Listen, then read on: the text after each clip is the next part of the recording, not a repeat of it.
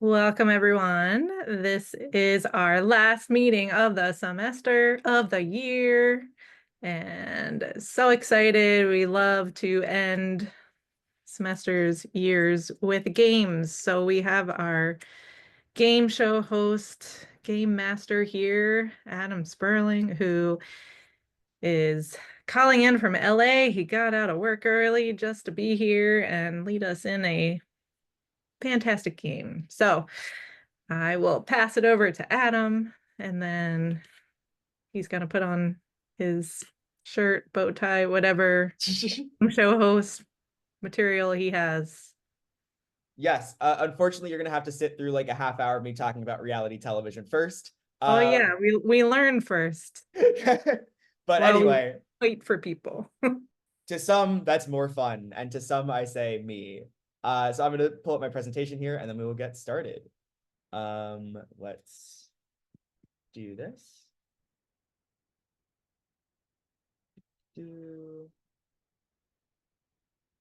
Alrighty. Welcome, everyone. Thank you for coming. It's much appreciated. To the people I know, hello, hello, nice to see you. To the people I might not know, thanks for taking a chance. I'm Adam Sperling. I am a reality TV development coordinator at a company called Lighthearted Entertainment. And since I was a literal child, I've been developing games. For a while, I thought I wanted to go into comedy, and through this presentation, you will see why I didn't choose that career path. And I ended up becoming a professional game designer to some degree. Still using my TV knowledge, my post-production knowledge, my production knowledge, and getting a career in coming up with fun new ideas for a living, which is pretty much the best I could ask for.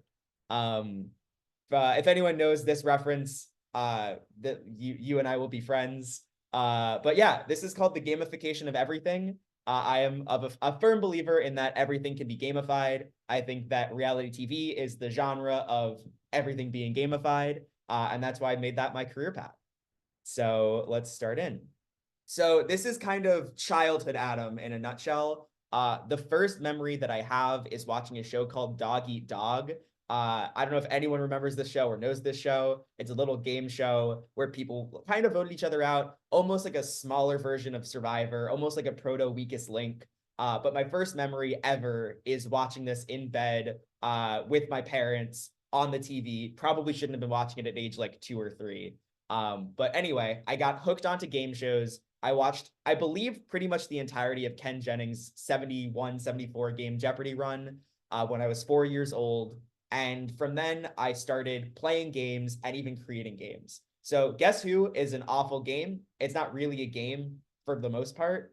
But I was so bored by the game when I was a child that I decided to create a new version where each person had 3 characters. And instead of guessing like, oh, is your person blonde? You would ask, are any of your people blonde? And so if the answer was yes, then you could potentially rule out that some of them might or might not be, but it became an actual strategy game and you had to figure out like details throughout a series of questions to narrow it down to the correct 3 people. And that is a kind of an example of how insane I am about game design. Even the most simple game that you can imagine, I tried to figure out a way to make it way more complicated and way more annoying. Speaking of annoying, Big Brother and Survivor, I am a massive fan of. These are the first 2 seasons that I watched, Tocantins for Survivor and Big Brother 12. I am a huge, massive fan of both shows. I dislike a lot about both of the shows, and if you ever hear me talk about either of them, you will see why. But I have watched them since I was about like 10, 11, 12 years old, and I've been obsessed ever since, and ideally would love to be the one to create the next one of those shows. So this brings me to my kind of schooling. I was lucky enough to have a TV studio in my middle school. We did a show called HTV News. When I was in 6th grade, I was like, hey, can I join? And the person who ran it was like, no, you can't. It's for 8th graders only. And I said, I sure would like to. And he said, no, but you can edit for us. So I learned a little bit of Final Cut Pro and helped them edit their like graduations and other things like that. And then by 7th grade, I had impressed them at least enough to get one of 4 spots as a 7th grader at HTV News, which was a phenomenal experience for me. I was an audio guy. I did camera. I filled in as the announcer sometimes and filled in any other role that I could do. at which point in 8th grade, I got to be one of the 2 directors for the show, which is kind of like the highest position you could get. So I was able to work from not being allowed to be there to being kind of the in charge child of the child TV show. So that was my kind of upbringing there. I kept working there a little bit through 9th and 10th grade, working in their um whatever their like high school version of the program was. Then I moved on to public access TV, which is now NSTV, North Shore TV. There in the summer of after my senior year, I created my first real full television show. It's called Adam Makes a TV Show. It's not particularly good, but I am proud that I was able to do it. 3 like full episodes, like 23 to 30 minutes. And not only was it fun to do and was kind of like a calling card a little bit to get into college, I met one of my best friends ever through showing them that show, and they said, oh, this guy is not just all talk, he knows what he's doing. So we were able to kind of become comedy partners throughout college, and now they're one of my best friends. That brings me to college, where I had a whole slew of things that I was working on. Freshman year, I joined a couple organizations called Cut for Time, Live from Studio B, and Citrus TV. Citrus TV is like the student news station. Live from Studio B and Cut for Time were like smaller shows on Orange Television Network, which is the adult-run network that broadcasts mostly Citrus TV stuff and their own stuff a little bit. Cut for Time is a sketch show that I worked on for 4 years. Live from Studio B, I worked on for just a little bit. On Citrus TV News, I became a weather anchor. I was an associate producer, an editor, studio crew, all that stuff. But what I felt with all of these organizations was that I didn't feel like myself or a lot of other people were being heard. I didn't feel like we were being appreciated, and I didn't think that there was the right experience to have a college comedy organization. So what I did is my second semester of freshman year, I decided to create a show called the University News Cycle. I piloted it at Citrus TV. It got approved in the end of my second semester of freshman year. And that show is in season 9 right now, which is incredible. The person running that show now, I never met when I was at school. I just met them recently. So to see something that you create go on and live past you is, in my opinion, one of the best things you can do. And that's going to be one of my biggest pieces of advice today is like, if you can create something of your own, people will follow you. If you have a vision, people will respect it. And not only will you create a great product, but you will have a lot of lifelong friends from it. Yeah, so actually this middle thing was from my VFX final for Shayna's class. We did the historical news cycle. This is Laika the dog being shot up into space.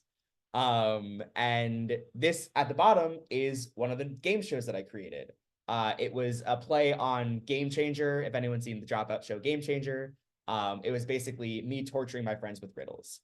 And then I'll quickly go through the rest of it. Sequester Access, which is the first thing on the top here, is an online show that I worked on during COVID. This is what really helped me realize that reality television could be a career for me. The show was basically every round is a new voting twist. You're eliminating people, you're getting on the jury. I loved working on it. I loved creating twists for them, creating games for them. And that really made me think, oh, I'm actually really good at this and I can make this a career.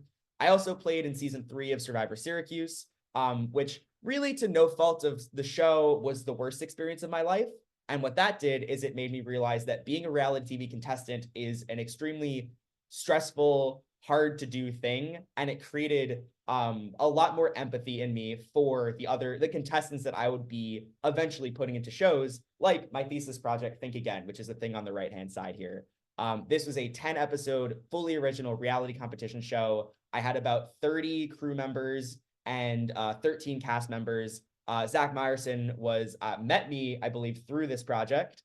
And now we are very good friends. So as I said, create stuff, be original, and it can get you far. Think Again was supposed to be my calling card for getting a career going. And it kind of was because I was able to leverage an internship my junior year into a job at Lighthearted Entertainment. You might have seen us on The Trust, which is a show on Netflix. Ready to Love and Put a Ring on It are shows on Oprah Winfrey Network. Queen's Court is just had its second season on Bravo and Peacock. And then you might know us best from our show on MTV, Are You the One, which we did 8 seasons of. including a queer season of the show, which I always highly recommend to everyone. I think it is possibly the best season of dating television ever made, and it's the reason why I work where I work.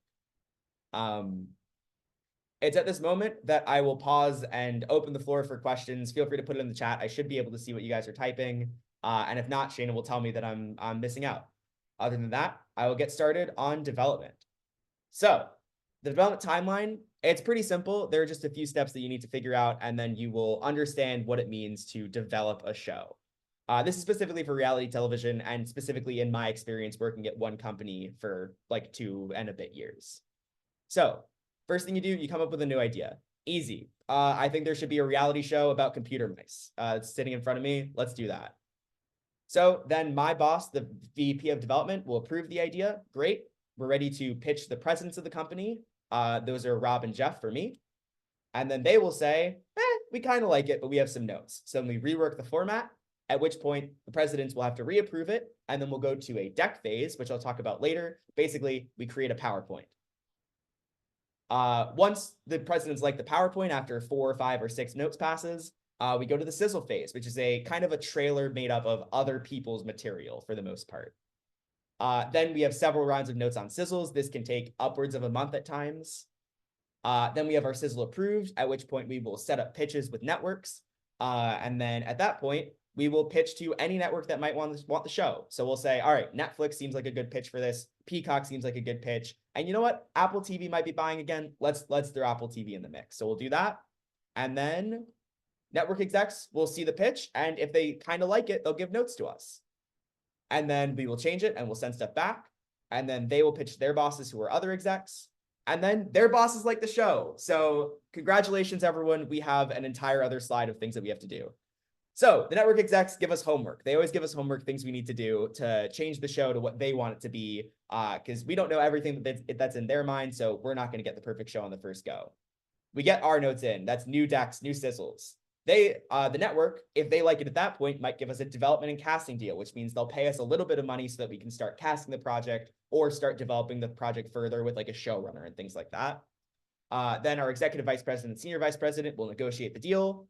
And then we might either, with our development team or our casting team, we will do some more work. So we will either cast people or we will continue working on development, at which point we might build out a 70-page pitch Bible. At this point, again, the show is not sold. No one has bought the show yet.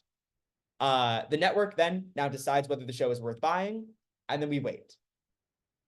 And then we wait a little bit more. By the way, the waiting is in between each of these steps as well. Anytime a network is involved, there's a lot of waiting, but we wait again. And then the show is greenlit. So yay, congratulations, we have a show. And we film the show. It's all filmed. And then we edit the show. And then maybe the show airs. We had a show called The Big D, which aired 1 episode and then didn't end up airing. And then we waited another like 2 years, and then it aired at the end of 2 years. So again, basically up to the point where the finale of the show airs, nothing is certain in this industry. And honestly, after the finale airs, with the way that a lot of networks are treating the shows that they have, that show might not exist forever. So really, when a show airs is the time to watch that show. All right, that's the whole development timeline. I'll take you in through a little bit more specifics. Basically, development, the non-post stuff. This is some of my ideas. Basically, every different bullet point you see is a new idea. I would say I average about probably about 200 ideas a year. I'd say like an average of 4 legitimate new ideas a week. I'll have more that I don't pitch, but I like to have at least 3 to go into any new pitch meeting, which we have every week. And basically, every pitch that we do gets a couple of different levels of like, okay, we're interested, but we want to hear more, or we're not interested off the bat. And we try our best to get as many as possible. But basically, if you are if you want to be a development executive and you want to have new ideas, there are a few things that I believe that you need to sell a show. First is the why. So for example, like, ooh, wouldn't it be fun to do a reality show where everyone goes and parties? Sure, but what are we saying? Why should this show exist? Everyone kind of thinks reality TV is a little bit vapid, and by the end, sometimes it does end up being a little bit vapid, but at the start, a lot of networks are really looking for why they should buy the show and why people will watch the show.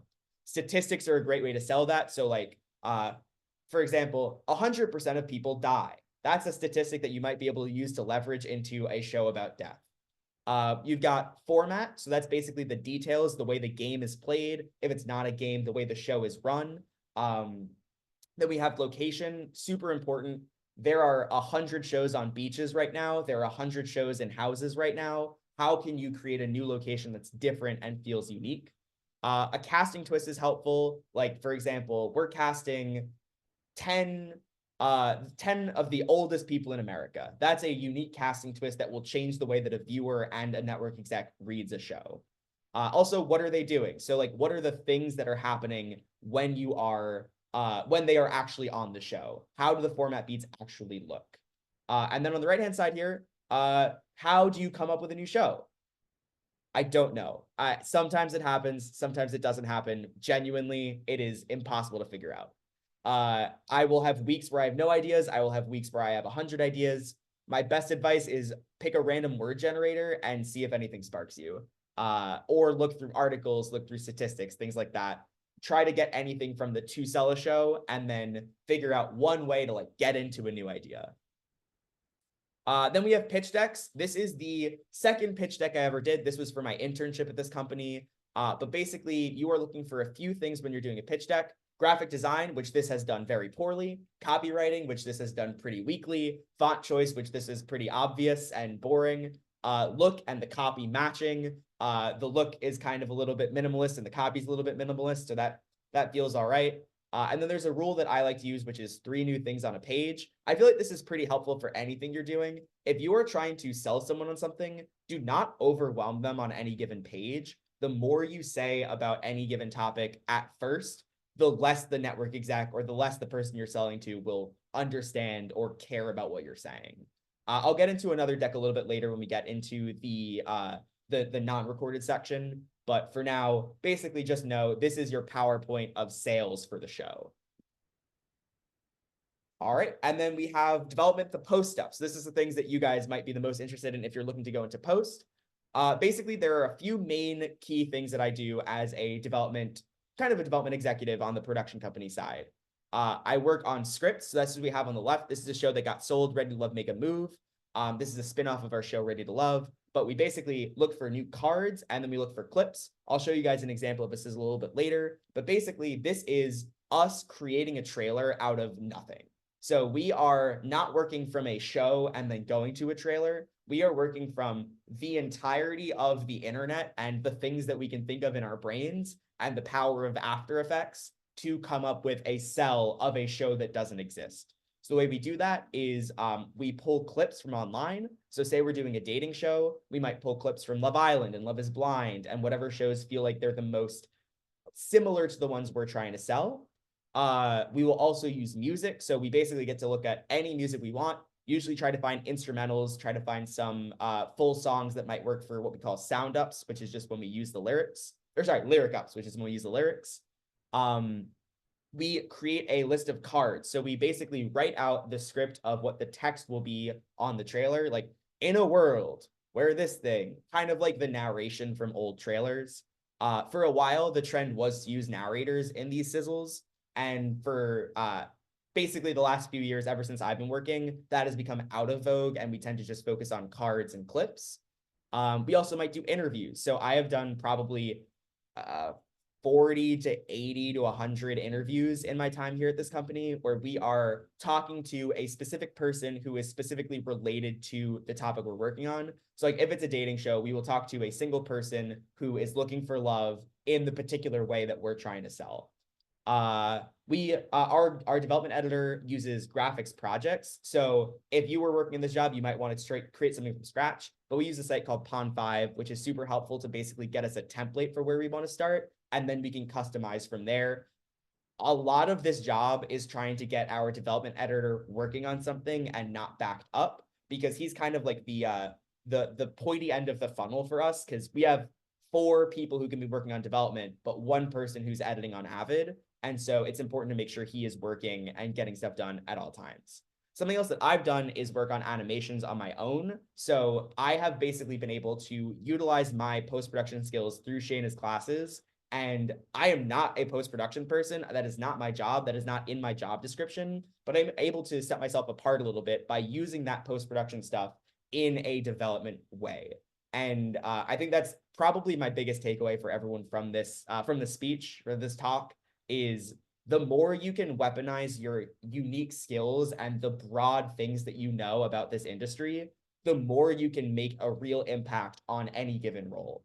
Find something you're passionate about. For me, that's reality TV and games. And then find the things that you're good at, which is for me, a little bit of After Effects, a little bit of Premiere, a little bit of, being able to work in Avid. And if my development editor is out, I can import footage for him and stuff like that. Use those skills you have to be able to create new opportunities for yourself and new opportunities to look good to your bosses, essentially. And then the other thing is, as a development exec, our job is to kind of direct our development editor, which means that he is going to be working on all the sizzles, but our development team kind of has the last say in what goes into these things. So if we're giving notes, we have to make sure that we are making sure he knows, like, hey, you're on the right track, but here are these things we want to change, or like, actually, we're kind of not on the right track, but here's the things we want to save and make sure these are kept in. So we will give notes passes, we will give feedback, we will watch screenings, we will figure it out. And basically, our job is to create a trailer from nothing multiple times a month, if not multiple times a week. So yeah, that's our sizzle reels. And then now I'll get more into decks and sizzle reels right now. Shayna, if we want to pause the recording. All right, one final thing before we get to the game. I, with my friend Andrew Morrow, who is in the chat here, and you can feel free to hop in anytime at this point. Andrew said to me about, I want to say like 9 months ago, hey, Adam, we should do a jet lag in LA. And I said, that sounds great, Andrew, let's do it. And then we kind of didn't do anything. And then maybe 6 months, like maybe 4 months later, 5 months later, and I said, hey, Andrew, can we do the jet lag thing? And then Andrew said, oh, yeah, let's do it. And then we did it. So if anyone knows Jet Lag the game on YouTube, if you don't, highly recommend it. We have some friends from Park Post SUP who work on the show. It is a game where two teams of two usually, or three individuals will go to an entire different country or city or the entirety of America and play a huge scale board game in real life. It's one of the most fun things on YouTube. I think it's one of the best reality shows on the planet right now, even though they don't like calling it the reality show. But Andrew said, let's use the Metro. And I said, sure. Andrew, you want to talk about the Metro a little bit and why you love it? I love the Metro just because it's a just from like a purely public transit point of view, it democratizes socializes transportation. It's great. There's a $5 limit for every day. So like no matter how much you ride, I ride the Metro and but take the bus to work every day. And I know like Zach does too. Like you can get most places as long as you have like an extra half hour on your ride. So like if you have an hour drive, it'll be an hour and a half ride, maybe even less. It kind of gets to that point. But like no, the Metro is sick and it's I love public transportation so much. But Los Angeles is like I think one of the worst cities with it that has it. Yeah, it's not the best, but for our purposes, and Andrew can kind of attest to this, the game almost designed itself. That's Oh how yeah, as that's a how well game things board, went. it's crazy. Yeah, so if you look here in the center, I'll bring my dot here. 7th Street Metro Center was kind of like our hub for the game. And we created a game. I described it as the Electoral College on the Metro map. I don't think Andrew loves that description. But basically, each line going out from 7th Street Metro Center is its own like point. So West Yellow, East Yellow, South Blue, North Blue, all are worth 1 point at the end of the day. But each stop on each line is worth a different amount of points. So you can earn points for stopping and doing challenges at each stop. Both test runs that we played of this, Zach and Rowan can attest to this, ended with 1 point deciding the game out of 200 points, which I think is insane. And as a game designer is exactly what you're looking for. It was really tight to the bitter end. And the reason that I brought this up, not because it's very cool, which it is very cool, but as a game designer, I'm not looking to create a game that is like interesting and has cool mechanics and interesting parts. That's part of it. But what I'm trying to do is create moments. And this game created so many moments, including the next slide here, which is the biggest moment I think that I've experienced. I'll give the quick setup here.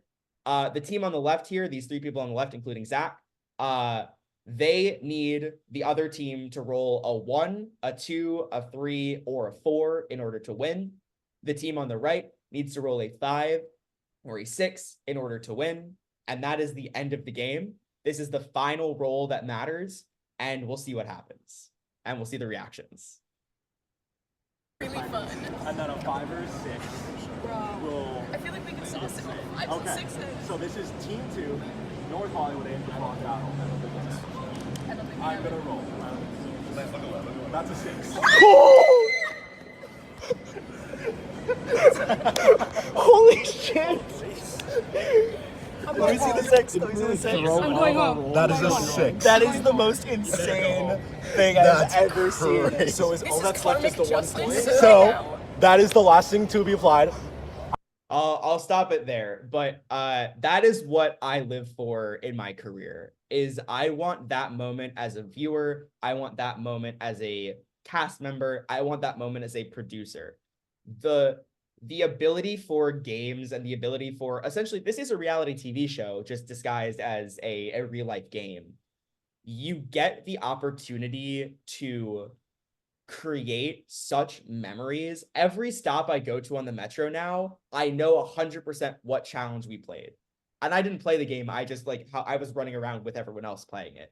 Andrew, is there anything else you want to add about Metro game that makes it special from just like a game design perspective or from like a creative perspective? I think it's really cool, and not a lot of people do these things anymore, but like we spent we sat in coffee shops randomly for a few hours every Yeah. week, just like working through this, and it's so fun. Like this was a low cost, like it's LA. We're not rich. We're struggling, all struggling creatives, but like we figured out a way to bring a bunch of people together, do a real life thing. Like we did one of the games across 2 days, and just like that entire weekend, we all lived in a different world and were able to do something for really fun. And the only thing it took was just like effort and a little bit of creativity. And it's just like it's so fun to do those things just to do it. There's no content purpose, there's no like greater purpose other than just have a great time with friends and have a cool thing happen. And that's what happened, and we did it insanely well, I think. Yes, and the greatest, as Rowan said, the greatest sandwich of all time is at a place in Pasadena, I think. Pasadena or Highland Park, something like that. Yeah, Pasadena. Okay. We can talk about that later. But yeah, thank you for Andrew for creating this with me, and thank you for Zach and Rowan and everyone else for playing it. Anyway, it's time for the game. Yay! I don't think I hit that 10-minute mark, Shane. I apologize. But for everyone can now play this game. All you need to do is hop in the chat, and this game is called the editing game. It used to be called Change My Mind, but I think it's fun for an editing type thing to do an editing type game. So basically, I will give you a log line for a movie whose title has been edited by 1 letter. So basically, like in this example below, if I say a trash compactor robot trips over himself, the trash compactor robot is Wally, but the trips over himself part becomes Folly. So the answer that I would need you to give me in the chat is Folly. Unfortunately, I won't be giving you the green and the yellow, so you'll have to figure that out on your own. But the first person to answer correctly will move on to round 2. And then there's going to be another round where the second person to answer correctly will move on to round 2. It's basically a tournament style. So I believe 4 people will get into round 2, and then 2 people will get into round 3. And I will explain rounds 2 and 3 later. But essentially, you have to be the first person in the chat to get it. And once you get a question correct, I'm going to say don't answer again because you've already made it through. Anyone have any questions on what this is? And again, keep in mind, perfect. Thank you, Ryan. We're going to be going for the Folly answer. So the answer with the thing changed. Alrighty? Okay, it's gonna be the first one I see on my chat. So if you think you sent it before someone else, I apologize. All right, 3, 2, 1. Wild outlaws are on the run after seeing a string of train robberies and eat a cereal that's kid texted and mother approved.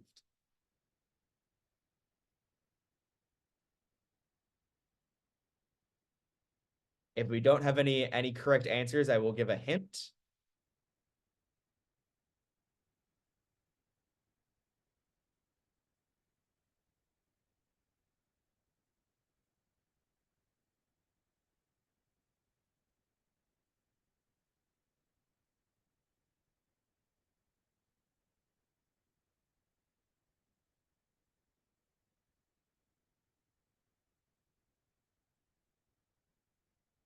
Okay. I'm going to give you guys 10 seconds or else I'm going to give it to someone who almost got the answer.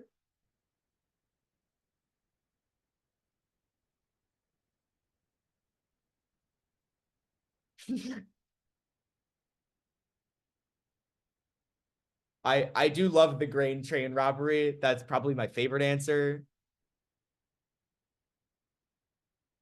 All right. I'm going to call it. The correct answer was Butch Cassidy and the Sundance Kicks, but I will give it to Hayden for the Sundance Kicks. So Hayden, congratulations. You've won the first game of round 1. You are moving on to round 2. Everyone else is still in it. You can still guess again for this next question. Sorry, I didn't think I'd have time to type out Butch Cassidy. All good. You've got it. All right. I don't know if this is going directly into the next question. It is. Okay. All right. This one hopefully will be a little bit familiar. Yeah. This was I don't love movies. Sorry guys. Anyway, a couple erase memories of each other and travel to Montauk to work in a quarry. I'm not sure anyone here has seen this movie. I don't know if anyone might have been seen anything about this. Anyone but Hayden can buzz in here.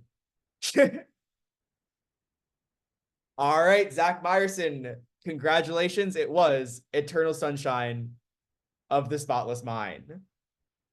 I'm wondering if Zach has remembered this from Think Again. I hope not. Okay.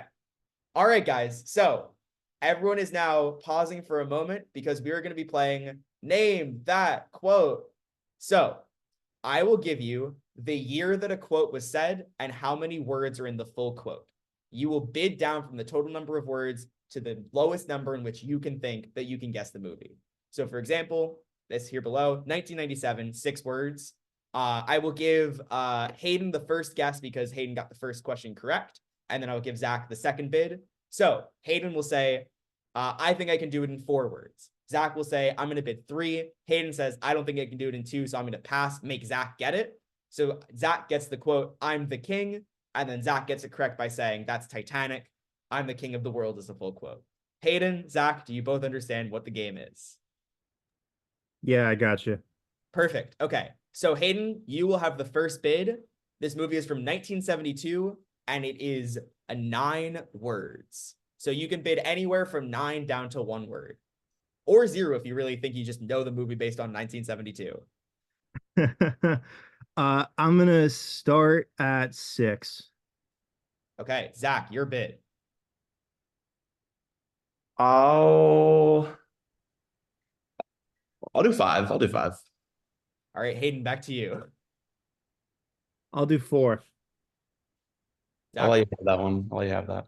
Okay, so Hayden, if you get this correct, you move on to round 2. Zach, if you get this round 3. Zach, if he gets this wrong, you move on to round 3. All right. Your quote is, you said 4, correct? Yeah. Your quote is, I'm gonna make him. I'm gonna make him. That is your quote. Okay. I think the rest of the quote is an offer he can't refuse. And that is The Godfather. That is The Godfather. Congratulations, Hayden. All right. So Zach, unfortunately, you are now out for the game, but you did make it to round 2. So congratulations to you. Hayden, take a little bit of a seat. You can go on the viewer's couch, and we are going to play round 2 to see who's going to be facing Hayden in the final game. All right. We are back to the editing game, but this time it is a TV edition. So you're looking for a different way of getting at a TV show. Everyone ready? A Butch Hartman cartoon about Timmy Turner and his mystical intellectual property.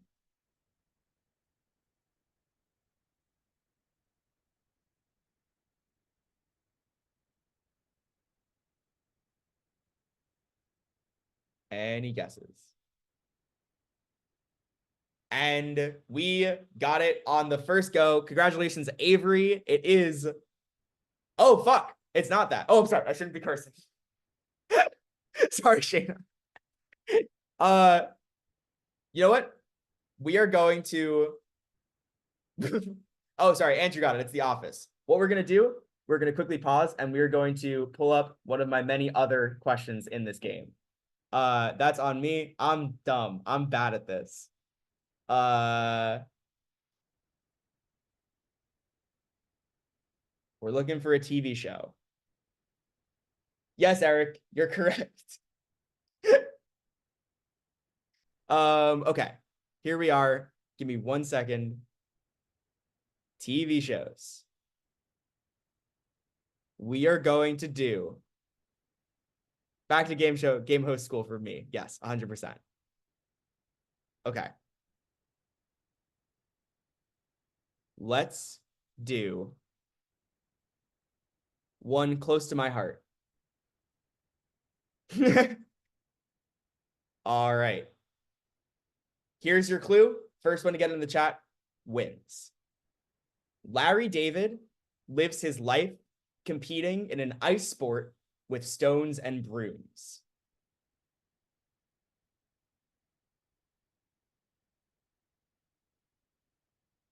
And Brad's got it on the first go. So congratulations to Brad. You are now moving on to the second round of round 2.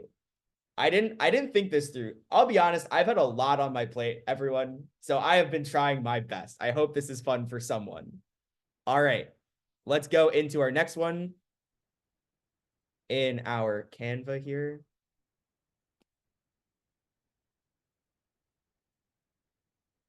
We can edit this, right? We're editors. We know how to edit. You mean, can I edit it for you? I Yeah. can edit it. I'll do it.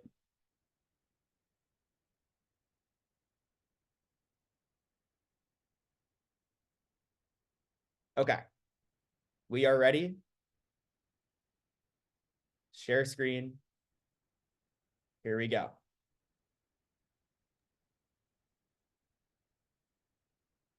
All right. Your next one. An upright, depressed talking equine goes through life speaking Norwegian. First one to get this. And Andrew, congratulations. BoJack Norseman is correct. Probably my favorite scripted show of all time. Phenomenal show. BoJack Norseman. All right. So we have Brad and Andrew are our 2 contestants for the second round 2. Name that quote, TV edition. This one is going to be 5 words from 1999 on ABC. So, Brad, you got the first question correct. So I'm going to give you first bid. How many words would you like to guess it in? Let's do 5 words. Okay. Andrew. How many did you guess? I said 5 because I'm not good at 5. late 90s network stuff. 4. Big bid. Big bid. Yeah. Here we go, Brad. I'll let you take that one. Okay. Okay. So again, you are looking for the television show, not the full quote. But your quote is that your final? Is Who Wants to Be a Millionaire, no? It is Who Wants to Be a Millionaire? Oop, yes, Who Wants to Be a Millionaire? I didn't write the answer on it, but that is correct. So congratulations to Andrew, which means that Andrew and Andrew and Hayden will be now competing in our final round of the game. Shayna, what's so funny? She knows why she's Feel, laughing. feel like I'm in class again. Okay, so this game, what did I call this game? Did I call this game something? Oh yeah, call your bluff. So Hayden and Andrew, yes, Hayden and Andrew? Yes. Yup. Yes, Hayden and Andrew, you will now be going back and forth listing answers to a question. There are going to be many answers to this question. If you think your opponent got their previous answer wrong, you can call their bluff. If you call their bluff correctly, you win. If you call their bluff incorrectly, they win. There are going to be 5 rounds. The first to 3 points wins. So for example, if it was like colors in the rainbow, Andrew says red, Hayden says pink, Andrew says that's not a color in the rainbow. Hayden, I'm calling your bluff. Andrew would win that point. But if Andrew called Hayden's bluff on orange, Hayden would win the point. Got it. Okay. Gotcha. I am going to pull these up, but I also have the references on my computer, so I will be taking this down after I pull up the question. But actually, I could probably just do it. Okay. We are going to start with Hayden, who won round 1. And your question is US cities with heavy rail rapid transit. And there are 16 on my list. New York City. Okay, give me one moment and I will pull up my notes. Oh, that's the wrong one. Wait, by heavy rail rapid transit, do you mean like subway systems? So what I will say is there is heavy rail and there is light rail. This list does Gotcha. not include anyone with light rail. Cool, You want cool. us to see your screen? You can just see the Canva right now, right? Correct. Yes. Okay, that is fine. I am pulling up the list on the other side. Cool. Okay. New York City is Hayden's first answer. Andrew, would you like to challenge or would you like to answer yourself? So I'm gonna say Chicago. Okay. Back to Hayden. Hayden, yes. San Francisco. I'm gonna go Los Angeles.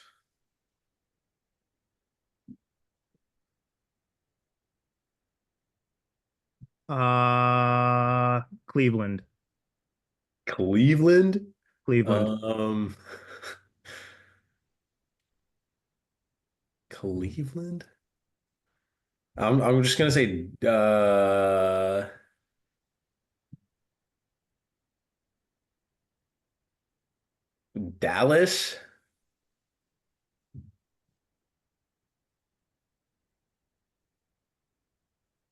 I don't think Dallas has heavy rail rapid transit. I'm calling a bluff on that one. Okay, we've got our first bluff call. So I'm going to walk you through this game so far.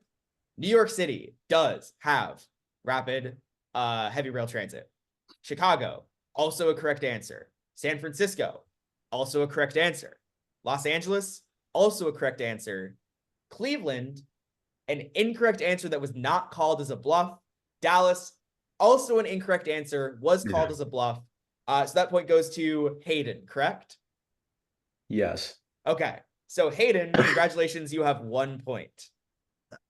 I'm sorry. I lived in Cleveland. Definitely has heavy rail. Those rails were light, dude. Yeah, That's not Andrew, right. Andrew Morrow, could you? Oh, he left. He could back me up on this, I think.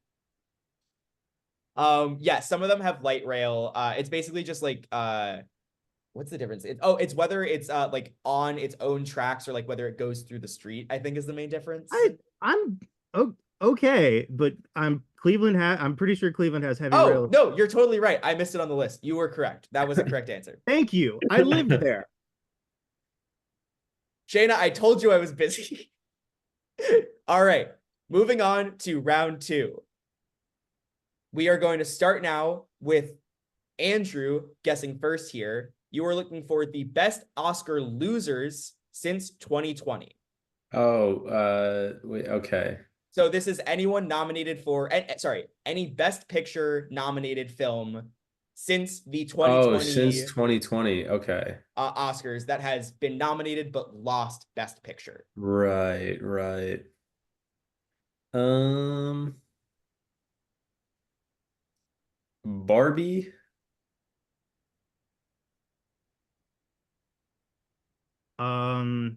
The Irishman. Uh, 1917. I think that Marriage Story was also up that year. Uh,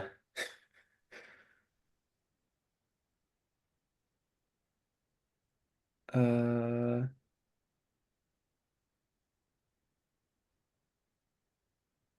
oh God. What movies have come out since 2020? Uh, Oppenheimer. Um,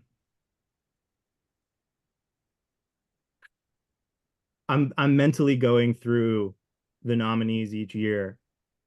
Uh, those are the ones I remember for 2020. So 2021, I'm gonna say, God, that was the COVID year. Oh, fuck. Judas and the Black Messiah. Uh, Sorry, I oh, also said that. the one about wait, this is the one about oh, fuck. I mean, shoot. Uh, I'm going to push you for an answer. it's Spider-Man Across the Spider-Verse.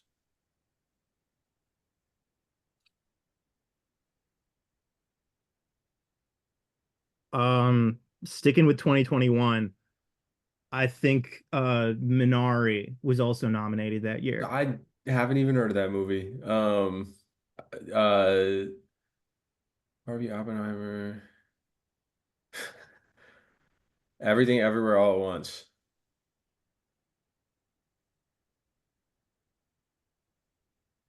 Can I call on that one? Because that one that wasn't nominated. It's not a Oh. loser. All right. Well, we have our bluff called, and I will walk you through this round. Barbie, a correct answer from Andrew. The Irishman, correct answer. 1917.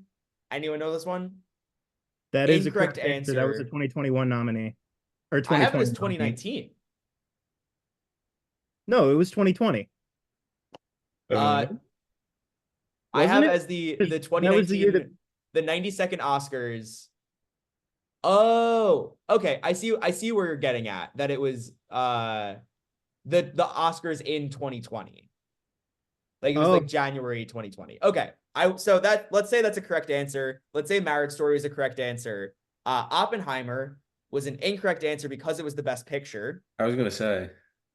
Judas and the Black Messiah, correct answer. Spider-Man Across the Spider-Verse, I don't think was nominated at all. It was not. And then Minari is a correct answer. Also never heard of it.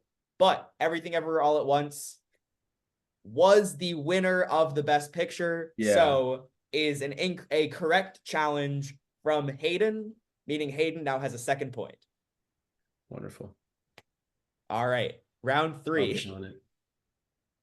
This one is fucked. I hope I'm correct here. Everyone's gonna have to help me out on this one. We are looking for 2-letter codes for Adobe apps, no cheating. No okay. So like, don't look at your Adobe account, I guess. I'm just looking at my taskbar. I feel like I think taskbar is fine because it's already there. okay. And it proves that you're doing work in Shayna's class if you're still in Shayna's class, or that you're still I'm still doing rocking work. with Premiere. Nope, shouldn't have said that.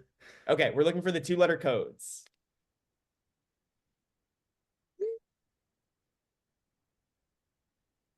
Who goes first? Me Oh, or him? sorry.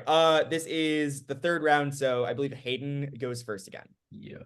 Yes. Okay. I'll start with the easy PS for Photoshop. Okay, PR, LR, AE, AI, okay, ME, ST for stock.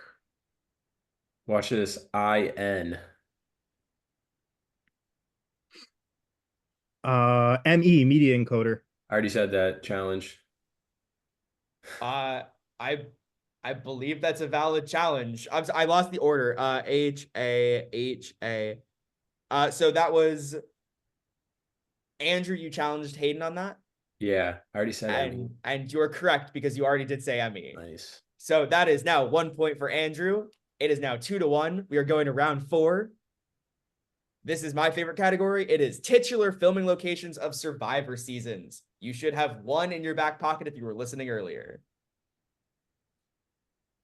And I will be basically anything that was named uniquely in the title of a Survivor season, I will count, even if it is like technically the same place. There are some like islands in a specific country. I will accept both as unique answers. Can I ask a question? Yes, you may.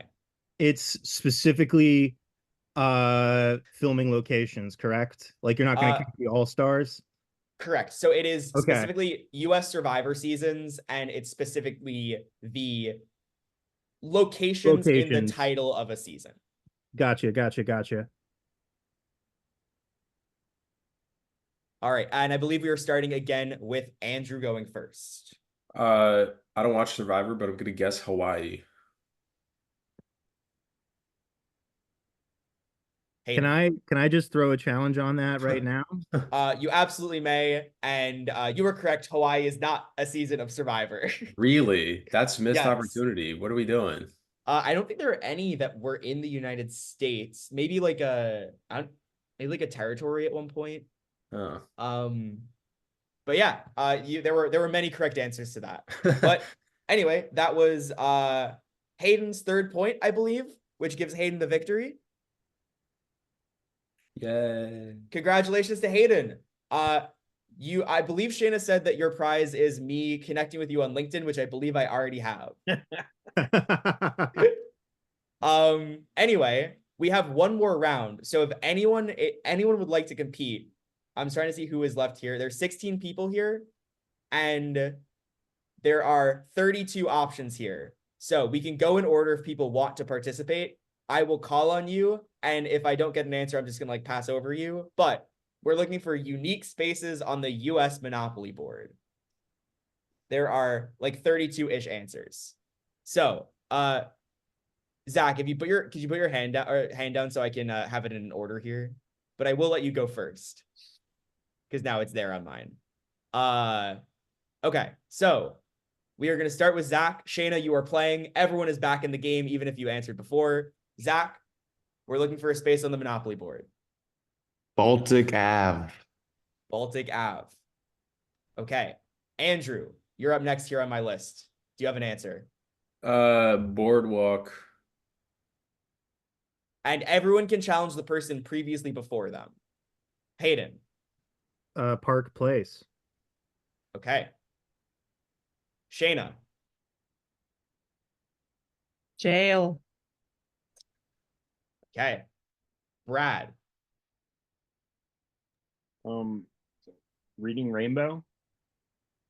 Reading No, sorry. Rainbow. Railroad. Railroad. My brain's a little bit mushy right now. Sorry. I will give you okay. So Reading Railroad. Eric, I have you next here. Oh God, I don't even remember. Jail was gonna be the one I go for. Ugh. I got nothing. Okay, we've got Eric out. So, Jacob, you're welcome to either challenge Reading Railroad or go for your own answer here. Go. That I kind of helped you out on that one, I think. Jackson, you're up next for me. The luxury tax. Luxury tax. All right, Melise, what you got? See if she's in the chat. Give her a couple seconds. There you I've go. only played Monopoly once, so I don't know.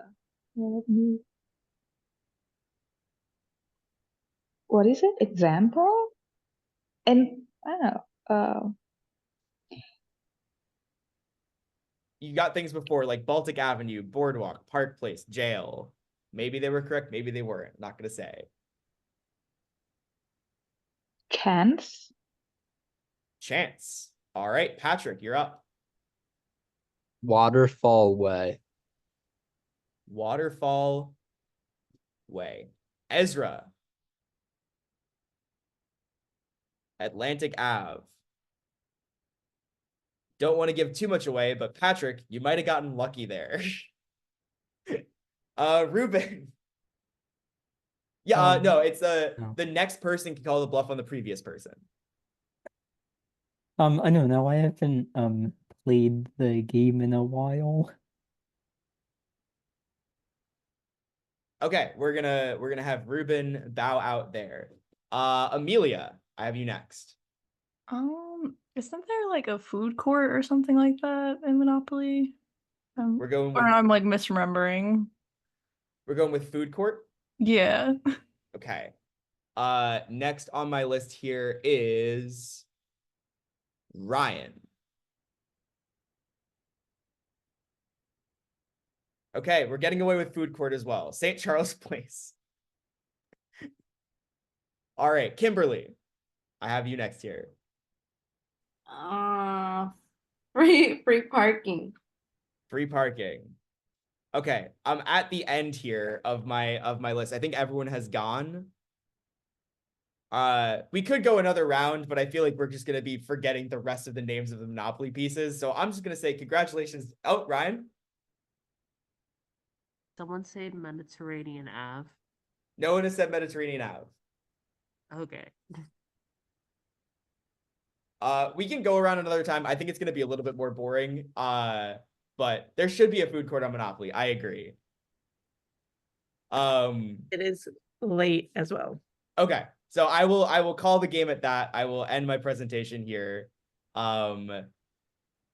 Yeah, thank you for everyone for watching. Thank you for everyone for playing. Congratulations to Hayden who won my presentation. And yeah, I will stick around for any questions. Thank you. Adam. Maybe That was great. Adam, maybe Adam, you can come back for a full night of games now that we understand how to play. When I have the time, I will do that. Yes. Cool. Good fun. Thank you. Yeah, thank you everyone for coming.